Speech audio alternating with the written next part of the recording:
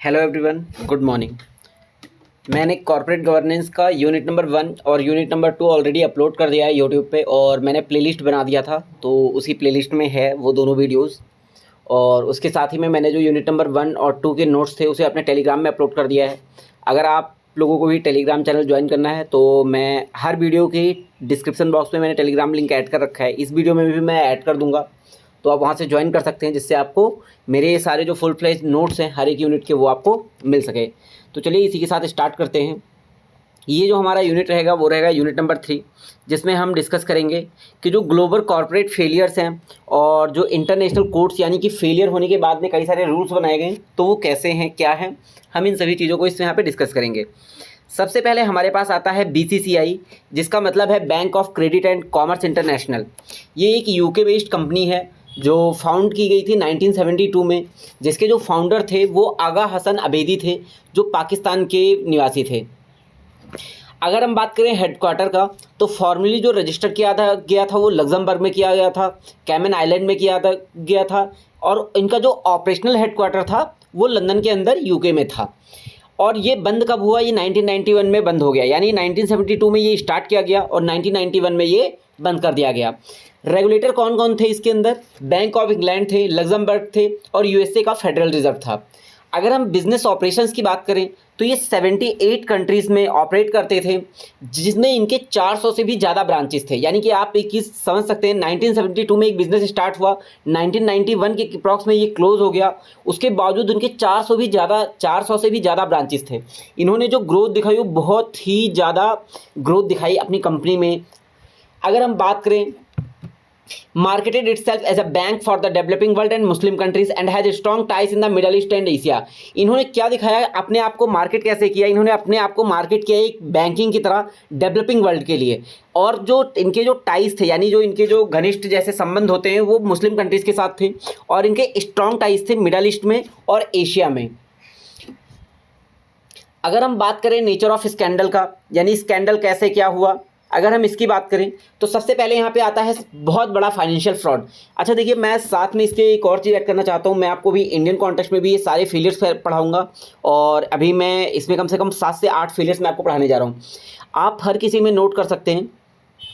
10 point अगर मैं आपको बता रहा हूँ कि किस किस वजह से फेलियर हुआ है, तो उसमें से 8 पॉइंट सेम टू सेम होगा।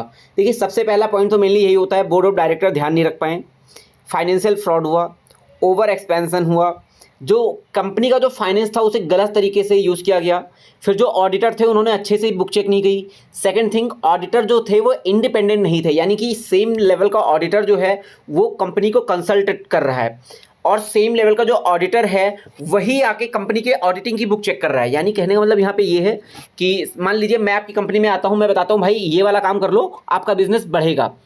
उसके बाद मैं ही वहाँ पर आता हूँ और मैं देखता हूँ, आपकी रिपोर्ट चेक करता हूँ, तो क्या मैं फेयर तरीके से आपकी रिपोर्ट चेक करूँगा? अच्छा, मैं ही टेस्ट ले रहा हूँ और क्या कहते हैं, मैं ही एग्ज़ाम के क्वेश्चन बना रहा हूँ, मैं ही आपके पेपर चेक कर रहा हूँ, और मैं ही आपकी क्लास टीचर हूँ, तो कैसे हो पाएगा? कुछ नहीं हो पाएगा। यानी कि ये क्या होगा, मतलब इसमें ये दिखाया गया कि जो ऑडिटर्स थे और कैसे पूरा मैनेजमेंट था वो कैसे मिला हुआ था एक दूसरे से आपस में। तो ये सारे पॉइंटर्स हर किसी स्कैम में आपको मिलेगा, चाहे इंडियन हो या फिर किसी अदर कंट्रीज़ के हों। अब देखिए, यहाँ पे सबसे पहले हम यहाँ पे जो बात कर रहे हैं बीसीसीआई की, बीसीसीआई जो कि एक bank of credit and commerce international scandal है। तो अब हम बात करेंगे नेचर ऑफ स्कैंडल कैसा था उनका। सबसे पहले तो उन्होंने बहुत बड़ा मैसिव फाइनेंशियल फ्रॉड हुआ था, यानी एस्टिमेट किया गया था उस टाइम पे $20 बिलियन, बहुत ह्यूज अमाउंट है ये। अब यहाँ पे हुआ क्या था, मनी लॉन्ड्रिंग किया गया था, जिसका मतलब जो बीसीसीआई था वो मनी लॉन्ड्रिंग करता था ड्रग के लिए, आर्म डीलिंग के लिए, और उसके साथ में जो करप्ट पॉलिटिशियन थे उनको खरीदने के लिए, ताकि उनका काम अच्छे से हो सके। और एक और चीज़ इसमें कहा जाता है कि इसमें टेररिज्म को भी वो लोग फंड करते थे। देन हमारे पास आता है terrorist financing, accusations of involvement in funnelling money to terrorist organisation, यानी कि वो लोग टेररिस्ट को भी पैसे देते थे। देन हमारे पास आता है रेगुलेटरी आर्बिट्रेज, जिसका मतलब होता है ये जो क्या थे, registered in multiple jurisdictions to avoid effective regulation and oversight. इन्होंने जो अपने जो रजिस्ट्रेशन थे वो अलग अलग कंट्रीज़ में करवा रखे थे, जिससे क्या होता था, इनके ऊपर कोई एक रूल प्रॉपर अच्छी तरह से नहीं लगता था, कई सारे ये रूल्स को अवॉइड करते थे, और जो अच्छी तरह से एक नज़र बना के रखने वाली चीज़ होती है वो इस कंपनी के ऊपर नहीं बनाई गई थी। देन उसके बाद फॉल्स रिकॉर्ड यानी कि क्रिएटिव अकाउंटिंग भी हम इसे कह सकते हैं। फॉल्स रिकॉर्ड के अंदर, क्रिएटिव अकाउंटिंग के अंदर मतलब ये है कि हुआ कुछ, दिखाया कुछ, पब्लिश कुछ किया गया। हुआ है 1 करोड़ का प्रॉफिट, दिखाया गया है 20 करोड़ का प्रॉफिट, पब्लिश कर दिया 50 करोड़ का प्रॉफिट। तो इससे क्या हो रहा है, ये क्रिएटिव अकाउंटिंग दिखाई गई है। देन उसके बाद सेल कंपनीज बनाई गई, लेयरिंग की गई, यानी कि सेल कंपनीज का मतलब क्या होता है, जो किसी स्पेशल पर्पस के लिए कोई कंपनी बनाई जाती है, जैसे कि टैक्स को अवॉइड करने के लिए। मान लीजिए मेरी एक कंपनी है और उसे 2.5 करोड़ रुपए टैक्स देना है गवर्नमेंट ऑफ इंडिया को। अब मैं क्या करूंगा, मैं एक दूसरी कंपनी बनाऊंगा, वहां से कुछ उधार ले लूंगा उस कंपनी से, और उसके बाद क्या होगा, वो टैक्स में फिर मुझे यहाँ से जो पैसा मैं उधार ले रहा हूँ तो मैं दिखा दूंगा मुझे तो उस पर इंटरेस्ट देना है। तो ऐसे करके घूम घुमा के क्या होगा, टैक्सेस में कटौती वो अपने कर लेते थे। नेक्स्ट हमारे पास आता है ऑडिटर कॉम्प्लिसिटी। ऑडिटर कॉम्प्लिसिटी की अगर हम बात करें तो auditors like price water house were accused of overlooking और फेलिंग टू डिटेक्ट इरेगुलरिटीज। इसका मतलब ये था, जो वहाँ के ऑडिटर्स है, यानी कि जो कंपनी वहाँ पे, जो फर्म वहाँ पे ऑडिटिंग के लिए आती थी उस कंपनी की, वो क्या करते थे, वो फेल कर गए क्योंकि वो डिटेक्ट नहीं कर पाए जितनी भी उस कंपनी के अंदर इरेगुलरिटीज हो गए थे। अब देखिए, इसके साथ में हमें और भी जानने की ज़रूरत है कि यहाँ पे जो हमारा गवर्नेंस था वो कैसे फेल हो गया, यानी कि जो कॉर्पोरेट गवर्नेंस के कई सारे रूल्स बनाए गए हैं वो कैसे इस जगह पे आके फेल हो गए।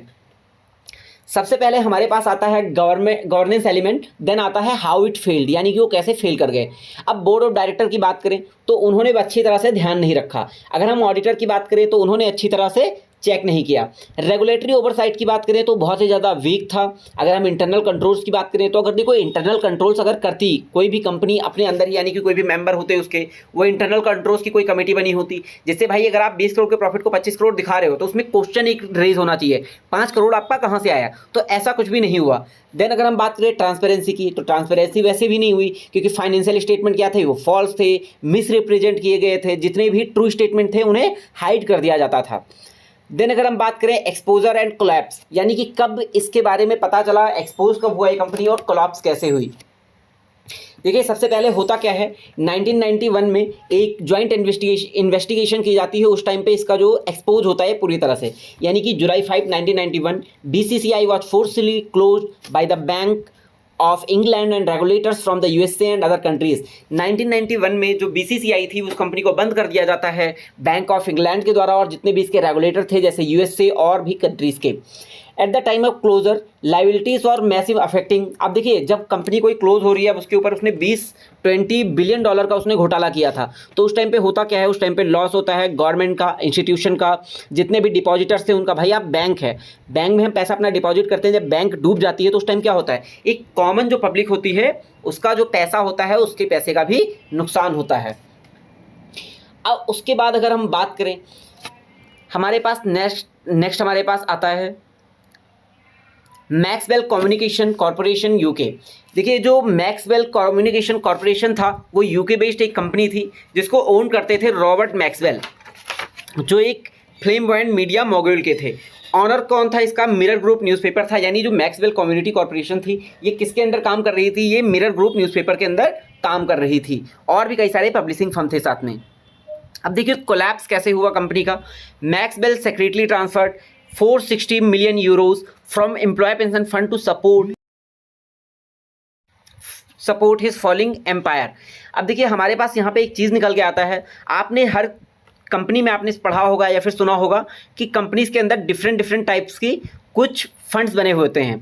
जैसे कॉर्पोरेट सोशल रिस्पॉन्सिबिलिटी के नाम का एक फंड बना होगा, एम्प्लॉयज़ पेंशन फंड के नाम का एक फंड बना होगा। तो ऐसे ही करके जो ये हमारी मैक्सवेल वाली जो कंपनी थी ये करती क्या है, ये इसके पास 460 मिलियन यूरोज़ का एक फ़ंड बना था जो एम्प्लॉयज़ के पेंशन फंड था।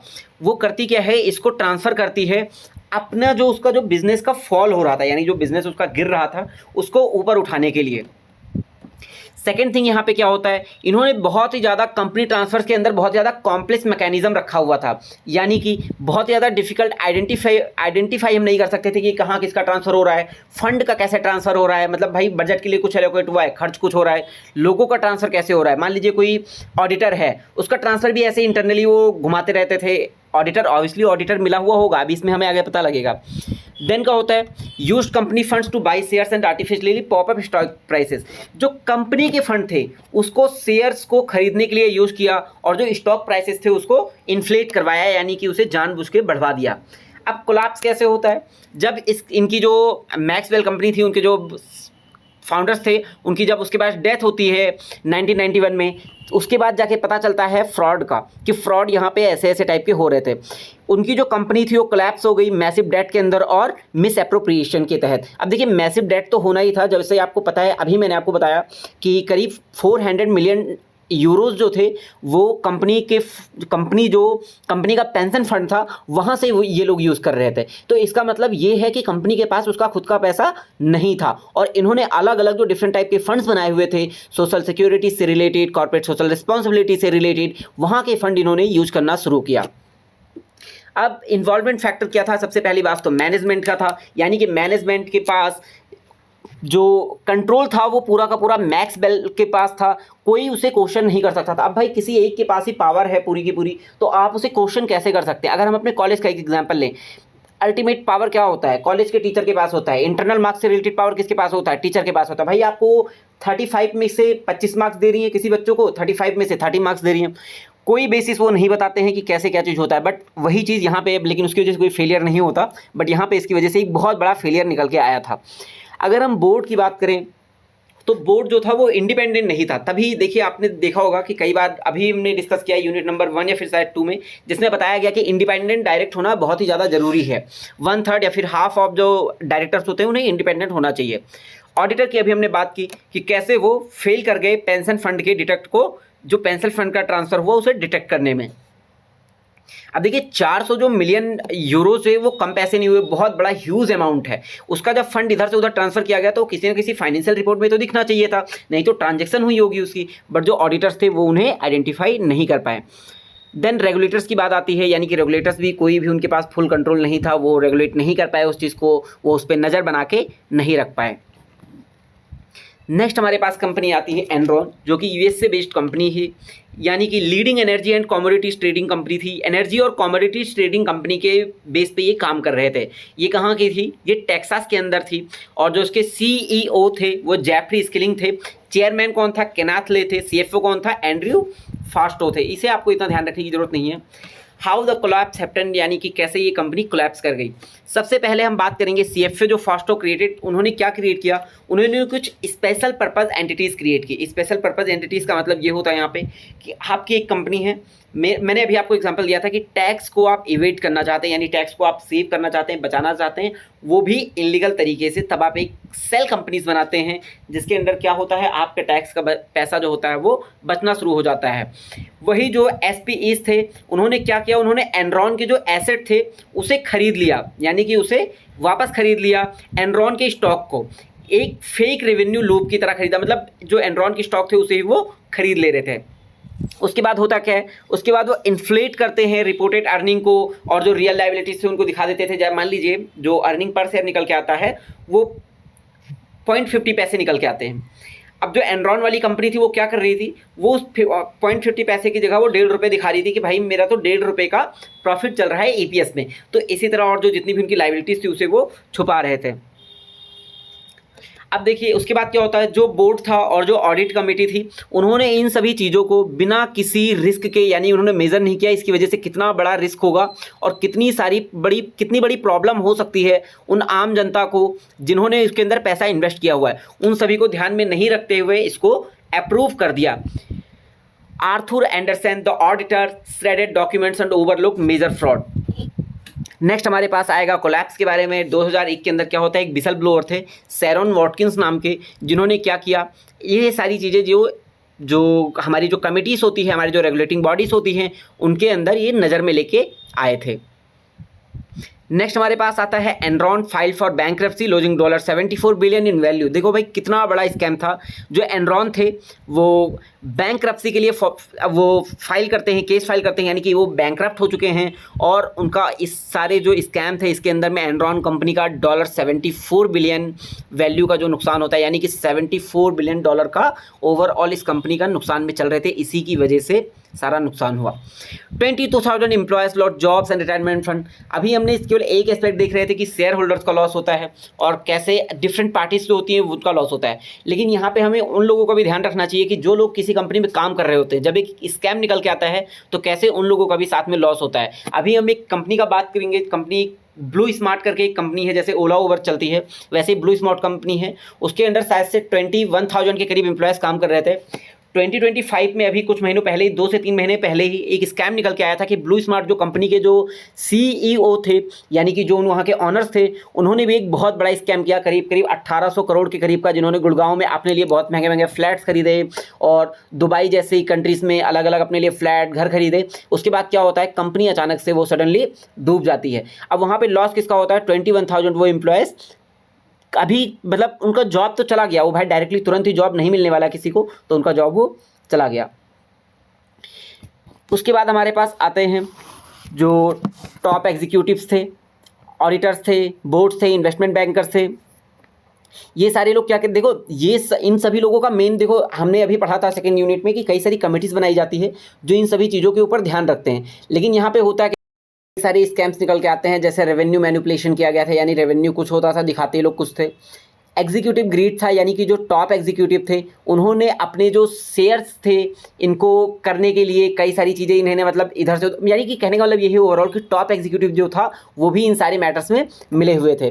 फिर बोर्ड का ओवरसाइट फेलियर था, यानी बोर्ड जो था वो अच्छे से नज़र नहीं रख पाया। ऑडिटर की कॉम्प्लिसिटी थी, उन्होंने क्या किया, जितने भी रूल्स रेगुलेशन जो भी गवर्नमेंट ऑफ किसी भी कंट्री के जो बनाए हुए थे वो इसे फॉलो नहीं करवा पाए। अगर हम टाइमलाइन की बात करें, जो की इवेंट्स हुए 1991 में क्या हुआ, एनरॉन बिकम्स वो wall street darling known for innovation and high stock prices, यानी कि उसका हाई स्टॉक प्राइस की वजह से ये वॉल स्ट्रीट में बहुत ही ज़्यादा इसका अच्छा खासा नाम हो गया था। 2000 में क्या होता है, questions arise about financial reporting. 2000 के करीब में आते आते यहाँ पे क्वेश्चंस अराइज होने शुरू हो जाते हैं कि फाइनेंशियल रिपोर्टिंग इनकी जो गलत है। अक्टूबर 2001 में क्या होता है, एनरॉन अनाउंस करते हैं $618 मिलियन के लॉस को और $1.2 बिलियन जो रिडक्शन होते हैं शेयर होल्डर इक्विटी के अंदर। दिसंबर 2001 में क्या होता है, एनरॉन फाइल्स करते हैं बैंक्रप्सी के लिए, eight the time the largest in US history, यानी उस टाइम पे 2001 तक क्या हुआ था कि ये सबसे बड़ी कंपनी थी जो बैंक्रप्सी की तरफ फाइल करने जा रही थी। अगर हम गवर्नेंस फेलियर्स की बात करें तो बोर्ड ऑफ डायरेक्टर फेल कर गए, ऑडिट कमेटी फेल कर गई, एग्जीक्यूटिव अकाउंटेबिलिटी फेल कर गई, ऑडिटर जो थे वो सारे के सारे लोग फेल हो गए। और सेकंड थिंग जो सबसे ज़्यादा इंपॉर्टेंट चीज़ आती है वो एथिकल कल्चर होता है, यानी कि प्रॉफिट को इन लोगों ने ऊपर रखा और जितने भी अदर जुड़े हुए पार्टी थे, किसी चीज़ के सप्लायर्स हैं, जॉब से यानी कि जो एम्प्लॉयर्स हैं उनके, और अलग अलग पार्टी जैसे गवर्नमेंट है, कॉमन पब्लिक है जिनका पैसा लगा हुआ था, उन सभी को इन्होंने पीछे छोड़ दिया। इसके बाद हमारे पास आते हैं कई सारे इसमें की रिफॉर्म्स भी हैं जो हम आगे चल के समझेंगे, लेकिन की टेकवेज की जो टेकवेज होते हैं, यानी जब स्कैम हो गया उसके बाद कई सारी चीज़ें आइडेंटिफाई की गई, फिर उसे सही की गई, यानी कि उसके बाद ट्रांसपेरेंसी को बढ़ाया गया कि अदर कंपनीज़ के अंदर, ऑडिट इंटीग्रिटी को बढ़ाया गया, एथिकल कल्चर को बढ़ाया गया, जो लीडरशिप थी उसे अच्छे हाथों में देने की बारे में विचार किया गया।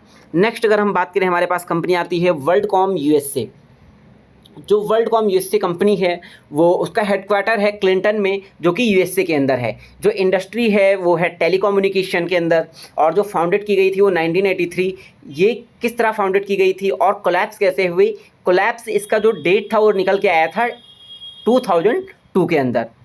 अब हम बात करेंगे ये कोलैप्स हुआ कैसे था, नेचर ऑफ स्कैंडल क्या था। सबसे पहले यहाँ पे क्या हुआ था, अकाउंटिंग फ्रॉड हुआ था, यानी कि जो हमारे ऑपरेटिंग एक्सपेंस होते हैं, यानी कि जो हमारे डेली यूजेस वाले जो एक्सपेंस होते हैं उसे इन्होंने कैपिटल एक्सपेंडिचर की तरफ में दिखाया। अब देखिए दोनों के बीच में डिफरेंस क्या होता है कि अगर हम बात करें ऑपरेटिंग एक्सपेंस की और अगर हम बात करें कैपिटल एक्सपेंस की, जब हम कोई कैपिटल एक्सपेंस करते हैं यानी कि मतलब उससे मतलब ये होता है कि हमारा कोई ना कोई एसेट जनरेट होता है। तो इन्होंने यही दिखाया कि भाई हम तो ऑपरेटिंग एक्सपेंस नहीं कर रहे हैं, हम तो इसे कैपिटल एक्सपेंस कर रहे हैं, जिसकी वजह से क्या हुआ, इनके एसेट जनरेट हो रहे हैं। लेकिन अगर आप ऐसा दिखाएंगे तो आपके एसेट भी तो दिखने चाहिए, बट इनके पास ऐसे कोई भी एसेट नहीं थे। Then overstatement of asset, मान लीजिए अगर किसी ओवर स्टेटमेंट का मतलब ये होता है कि आपके पास हैं 5 रुपये और आप लोगों को जाके बता रहे हैं 10 रुपये। इसी तरह इन्होंने क्या बताया, इनके पास कई सारे जो एसेट थे, तो इन्होंने इस जो कंपनी थी इन्होंने बताया कि इनके पास बहुत ज़्यादा हाई एसेट है, यानी कि $5 बिलियन के अगर एसेट इनके पास थे, तो इन्होंने बताया $10-20 बिलियन के हमारे पास एसेट पड़े हुए हैं। तो भाई कंपनी भरोसा, देखो हम लोग ही हैं, हम लोग एज ए इन्वेस्टर भरोसा किस पे करते हैं? हमारी जो कंपनी होती है हम उसके क्या देखते हैं? फाइनेंशियल रिपोर्ट देखते हैं, यानी कि इनके रिजर्व में कितने पैसे पड़े हुए हैं। रिजर्व का मतलब क्या होता है? रिजर्व जो कंपनी जो अलग अलग पार्ट से डिविडेंड देने के बाद जिसका पैसा बचता है, जो उनके पास, उसे हम रिजर्व कहते हैं। ऑडिटर का फेलियर यहाँ पे भी था। जो आर्थर एंडरसन थे वो इस सारी स्कैंडल के अंदर इन्वॉल्व थे। अगर हम की इवेंट्स की बात करें तो 1999 से 2002 के बीच में, यानी 1999 to 2002 executive engage in widespread accounting manipulation, बहुत बड़ा अकाउंटिंग मैनिपुलेशन किया गया। इंटरनल ऑडिट को रिवील किए कि कितना बड़ा इरेगुलरिटीज़ था इसके अंदर। फिर हम जून 2002 के अंदर आएंगे तो वर्ल्ड कॉम पब्लिकली एडमिट करता है कि इनके जो अकाउंटिंग प्रैक्टिस थी वो बहुत ही ज़्यादा गलत तरीके से हुई थी। देन अगर हम जुलाई 2002 के अंदर आते हैं तो इन्होंने बैंक्रप्सी के लिए फाइल करा। उस टाइम पे ये सबसे ज़्यादा लार्जेस्ट कंपनी थी यूएस हिस्ट्री के अंदर। अभी हमने ऊपर बात की वो दूसरी कंपनी थी, ये दूसरी कंपनी है। देन अगर हम 2005 के अंदर बात करें तो कंपनी रिब्रांड की गई MCI इनकॉर्पोरेशन के अंदर। उसके बाद में इसे वेरजॉन ने एक्वायर कर ली।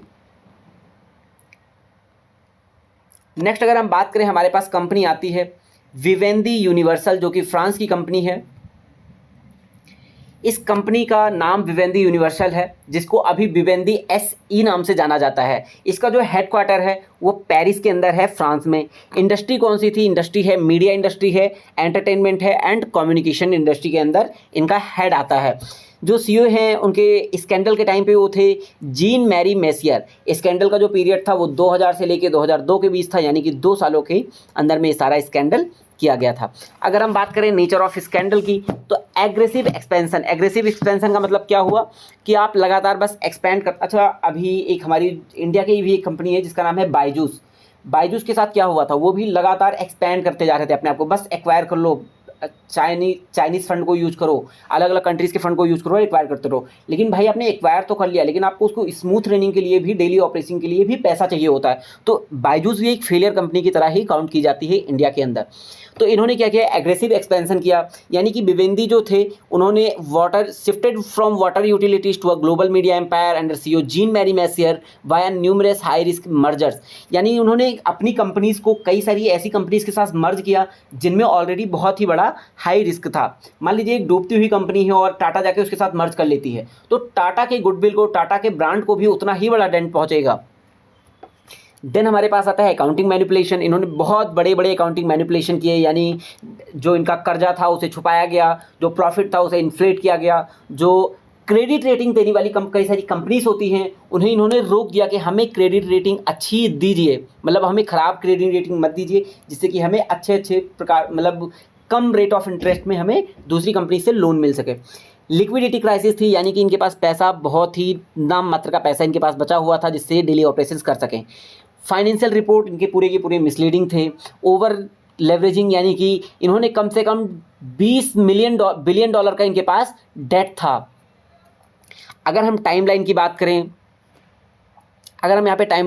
तो 1998 से लेकर 2000 के बीच में Vivendi transition from a utilities firm to a media conglomerate under Messier. 2000 से लेकर 2001 की अगर हम बात करें तो बहुत सारे एक्विजिशंस किए गए, जैसे म्यूजिक के लिए, फिल्म के लिए, टीवीज़ के लिए। मिड 2002 क्या किया? विवेंदी से एक्चुअल फाइनेंशियल कंडीशन एक्सपोर्ट, यानी कि सबको पता लग गया था। जुलाई 2002 की अगर हम बात करें तो CEO जो मेसियर थे उन्हें रिज़ाइन करना पड़ा फोर्सफुली शेयर होल्डर के प्रेशर के चलते। 2002 से 2003 यानी 2002 से 2003 की अगर हम बात करें तो कंपनी डिस्क्लोज करती है कि उसका 23 बिलियन यूरोज़ का लॉस होता है। अगर हम बात करें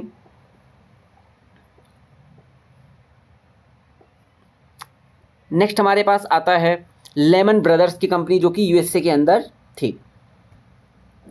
लेमन ब्रदर्स जो कंपनी थी वो ग्लोबल इन्वेस्टमेंट बैंक थी, जो 1850 के अंदर फाउंड की गई थी। इसमें जो की प्लेयर्स थे वो थे CEO रिचर्ड फर्ड, जो कि रिस्क मैनेजर थे, एंड अदर बोर्ड मेंबर थे। ये जो इंडस्ट्री थी वो इन्वेस्टमेंट बैंकिंग के अंदर थी और फाइनेंशियल सर्विसेज में ये लोग काम करते थे। जो क्लैप्स था वो सितंबर 15, 2008 में हुआ था। ये शायद से वही पीरियड है जिसमें हम बोलते हैं कि एकदम, क्या कहते हैं उसे, मुझे नाम नहीं याद आ रहा, लेकिन 2008 में और भी बहुत बड़ी चीज़ हुई थी जिससे क्या हुआ था, पूरा सारे वर्ल्ड वाइड में एक डिप्रेशन आ गया था। डिप्रेशन इन्फ्लेशन डिप्रेशन ऐसे करके कुछ था। इवेंट जो थी वो लार्जेस्ट बैंक्रप्सी था यूएस हिस्ट्री के अंदर। 639 बिलियन यूएस डॉलर का एसेट और 619 बिलियन का कर्जा था इनके ऊपर। अगर हम बात करें नेचर ऑफ स्कैंडल का, रिस्की इन्वेस्टमेंट, यानी इन्होंने जो इन्वेस्टमेंट की अपनी वो बहुत ही ज़्यादा रिस्की इन्वेस्टमेंट की। देखिए रिस्क है तो प्रॉफिट है, ये तो हम सब ने सुना होगा, लेकिन आप किसी दूसरे का पैसा ऐसी जगह पे इन्वेस्टमेंट नहीं कर सकते जहाँ पे रिस्क हो 10% का और प्रॉफिट हो 1% का। यानी अगर आपको प्रॉफिट 1% का लेने के लिए आप 9% का रिस्क लेने के लिए तैयार हैं। यहाँ पे होता क्या है, जैसे हम लोग ही हैं, हम लोग अगर अपना पैसा कहीं पे इन्वेस्ट करते हैं तो एफडी पे भी चेक करते हैं और म्यूचुअल फंड चेक करते हैं, अलग अलग स्टॉक्स को चेक करते हैं, जिससे कि हमारा पैसा अच्छी तरह से इन्वेस्ट हो चुके। इन्होंने जितने भी इन्वेस्टमेंट किए वो सारे के सारे रिस्की इन्वेस्टमेंट थे। यानी कहीं पे भी कोई, मान लो कोई भी ऐसा फंड आया जिसमें फंड बन रहा है कोई, तो इन्होंने उसमें पैसा इन्वेस्ट किया बिना सोचे समझे कि इसमें हमें रिटर्न मिलेगा, हमारा पैसा डूबेगा या फिर नहीं डूबेगा। नेक्स्ट हमारे पास आता है excessive leverage. Lehman's leverage ratio debt to equity reached up to 30:1, making it highly vulnerable to market shocks. Then balance sheet को मैनिपुलेट किया गया। रेटिंग एजेंसीज ने उन्हें बहुत ही ज़्यादा मतलब रेटिंग इनके कट करने लग गए। बैलेंस शीट मैनिपुलेशन के अंदर एक और चीज़ आती है 105 रेपो 105 ट्रांजेक्शन। जिसका मतलब क्या होता है, जिसका मतलब होता है कि जो शॉर्ट टर्म रीपर्चेज एग्रीमेंट किया गया, जिससे कि क्या हुआ, कैश उधार ले सके। लेमन जो थे उन्होंने अपने एसेट को किसी और कंपनी से बेचा, लेकिन ये कहने पे कि हम शॉर्ट टर्म में इसको वापस से खरीद लेंगे, उसे हम कहते हैं repo 105। Artificially improve the balance sheet before quarterly report. यानी क्या करते थे ये लोग, एआई मतलब अपने जो बैलेंस शीट थे उनको ये क्रिएटिव अकाउंटिंग करा करते थे। अगर हम टाइमलाइन की बात करें, इवेंट्स कैसे कैसे हुए, 2007 के अंदर यूएस हाउसिंग मार्केट स्टार्ट करने, हाँ ये था, यूएस की हाउसिंग मार्केट क्या होती है, कोलैप्स करना स्टार्ट हो जाती है, जिसकी वजह से क्या होता है, डिफ़ॉल्ट राइज बढ़ता जाता है। या डिफ़ॉल्ट राइज का मतलब क्या हुआ, बैंक से मैंने 1 लाख रुपये लिया, मेरा घर डूब गया भाई, मेरा हाउसिंग मार्केट में सारा चीज़ डूब गया, मैं अब उसे पैसा बैंक को कैसे रिटर्न करूँगा, यही चीज़ था डिफ़ॉल्ट राइज होने की वजह से। मिड 2008 के आते आते लेहमान ने बताया, लेहमान जो कंपनी थी उन्होंने बताया कि उनको बहुत सारा लॉस हो रहा है और उन्हें अपने एसेट उनके कम होते जा रहे हैं। सितंबर 10, 2008 में पता चला कि इन्हें कम से कम हर क्वार्टर के हिसाब से $3.9 बिलियन का लॉस हो रहा है। 15 सितंबर 2008 को इन्हें पता चलता है, ये अपनी बैंक्रप्सी के लिए फाइल करते हैं, जिसमें कि 2009 की उनको पता चलता है कि examiners report reveals repo 105 strategy and accounting deception. 2009 के अंदर जाके पता चलता है कि जो लेमन जो हमारी कंपनी थी वो क्या करती है, वो 105 स्ट्रेटजी को फॉलो करती है, जिससे कि वो अपने जो अकाउंटिंग जो उसके रिपोर्ट्स होते हैं उसे वो मैनिपुलेट कर सके। देन हमारे पास आता है international codes of corporate governance. सबसे पहले हमारे पास आते हैं Sir Adrian Cadbury committee report 1992 के अंदर। इसका पर्पस क्या था, इसका पर्पस अभी हमने पढ़ा कि जो मैक्सवेल का जो स्कैम हुआ था उस स्कैम के अगेंस्ट में था, एक तरफ से समझ लो। जब कोई स्कैम हो जाता है उसके बाद में कई सारे रूल्स बनाए जाते हैं, तो ऐसे ही एक कमेटी का रिपोर्ट आया था। देखिए पर्पस क्या था कि पब्लिक ट्रस्ट को वापस से कंपनीज की ओर मोड़ा जाए। की रिकमेंडेशन क्या थी इस कमेटी की, क्लियर डिवीजन होना चाहिए चेयरमैन सीईओ के बीच में, यानी उनके रोल्स ड्यूटीज़ रेस्पॉन्सिबिलिटी सबको पता होनी चाहिए। अपॉइंटमेंट होनी चाहिए इंडिपेंडेंट डायरेक्टर की, नॉन एग्जीक्यूटिव डायरेक्टर्स की। Formation of an audit committee, एक ऑडिट कमेटी बनानी चाहिए। Annual reports must reflect a true and fair view of financial, यानी कि जितने भी एनुअल रिपोर्ट्स हैं उन्हें आप देखिए पब्लिक तो उन्हें करें, लेकिन आप उन्हें फेयरली पब्लिक करें, ये इनमें बताया गया था। ग्लोबल इन्फ्लुएंस क्या हुआ, introduce the comply or explain approach influence codes in India, clause 49, South Africa, Malaysia and etcetera. Then हमारे पास आता है सार्बेन्स-ऑक्सली एक्ट। ये क्या हुआ, ये वर्ल्ड कॉम के अगेंस्ट में किया गया था, एनरॉन के अगेंस्ट में किया गया था। यानी जो एनरॉन और वर्ल्ड कॉम जो हमारे स्कैम हुए थे अदर कंट्रीज़ के अंदर, उसके अगेंस्ट में उन जैसे स्कैम्स को रोकने के लिए ये सार्बेन्स-ऑक्सली एक्ट कमेटी जो बनी थी वो 2002 में थी, जो कि यूएसए के अंदर की वो कमेटी बनाई गई थी। यहाँ पे क्या होता है, सेक्शन 302 होता है, जिसमें क्या बताते हैं कि जो सीईओ होते हैं और जो सीएफओ होते हैं वो जो फाइनेंशियल रिपोर्ट होता है उसकी एक्यूरेसी को जांचेंगे। सेक्शन 404 होते हैं कि सारे के सारे जो रिपोर्ट हो उसे इंटरनल कंट्रोल करने चाहिए, यानी कि सभी की पे प्रॉपर जांच होनी चाहिए। सेक्शन 802 क्या करता है, पेनल्टीज बताता है कि पेनल्टी लगाएंगे अगर कोई भी ऑल्टर डॉक्यूमेंट या फिर कोई भी क्रिएटिव अकाउंटिंग जो रिपोर्ट्स होती हैं उसे अगर पब्लिश करेगा तो। Creation of PCAOB supervising auditing practice, यानी कि जितनी भी जो ऑडिटिंग फर्म है अगर वो किसी कंपनी को ऑडिट करने जा रही हैं तो उन्हें भी ये उसके ऊपर नज़र रखेंगी, सुपरवाइज करेंगी। इम्पैक्ट क्या क्या होता है, कॉस्ट ऑफ कंप्लायंस बढ़ जाता है, लेकिन इंप्रूव होती है फाइनेंशियल रिपोर्टिंग के अंदर, प्रमोट करती है विसल ब्लोइंग प्रोटेक्शन के अंदर। नेक्स्ट अगर हम बात करें OECD यानी कि organisation for economic cooperation and development principles of corporate governance के अंदर, ये क्या होता है 1999, 2004, 2015, ये सारी चीज़ें इसमें फॉर्म होती हैं। पर्पस क्या होता है इसका, पर्पस ये होता है कि जैसे अभी हम सभी को पता है ग्लोबलाइजेशन का टाइम था उस टाइम पे, और होता क्या है कि सभी कंट्रीज आपस में एक दूसरे के साथ ट्रेड कर रही थी, और अदर कंट्रीज़ की जो बिजनेस थी, कंपनीज थी, वो एक दूसरे कंट्रीज़ के अंदर जा रहे थे और वहाँ पे जाके अपना हेडक्वार्टर या फिर अपने जो ब्रांचेस थे उन्हें लगा रहे थे। तो यूनिवर्सल फ्रेमवर्क हो जिससे कि सभी कंट्रीज उसको मान सके।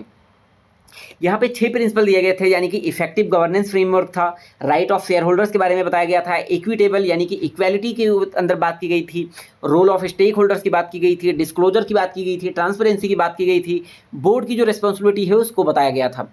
इम्पैक्ट क्या हुआ था, accepted by G20 and many national government. अब G20 क्या होता है, ग्रुप ऑफ 20 नेशंस का होता है, जो भी टॉप 20 नेशंस हैं उनके बारे में। तो यहाँ पे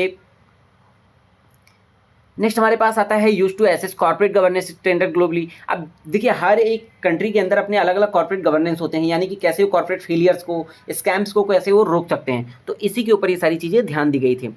अगर हम बात करें कंक्लूजन की, तो these global corporate failures highlight how ethical collapse, board inefficiency, auditor compromise and regulatory lapses can bring down even the biggest corporations. The international courts and reforms, Cadbury report, SOX, OECD offer essential framework for preventing such disaster by emphasizing transparency, accountability, board oversight and risk management. तो ये जितना भी chapter अभी, ये जितना भी हमने unit पढ़ा, इसमें एक चीज़ निकल के आया कि अगर कोई भी कंपनी, कोई भी अगर जो रेगुलेटरी फ्रेमवर्क्स होते हैं, यानी कि जो भी रेगुलेटरी बॉडीज़ होती हैं, अगर वो ट्रांसपेरेंसी के ऊपर फोकस करते हैं, अकाउंटेबिलिटी के ऊपर फोकस करते हैं, बोर्ड जो होता है वो नज़र रखती है कंपनी के हर एक इवेंट पे, हर एक एक्ट पे, और जो रिस्क होता है उसको मैनेज करके अगर चला जाता है, तो ऐसे कोई भी स्कैम इन फ्यूचर नहीं होंगे। देखिए स्टॉप किए नहीं जा सकते हैं, बट हम उन्हें रोक सकते हैं। तो ये सारी यूनिट के अंदर हमें यही सारी चीज़ें बताई गई हैं। नेक्स्ट यूनिट हमारे पास आएगा यूनिट नंबर 4, हम उसको नेक्स्ट डिस्कस करेंगे। अभी मैं थोड़ी देर में उसकी वीडियोज़ को अपलोड कर दूंगा, देन मैं यूनिट नंबर 5 अपलोड करूँगा। और अगर आपको टेलीग्राम चैनल ज्वाइन करना है, अगर आपको ये नोट्स चाहिए तो आपको टेलीग्राम चैनल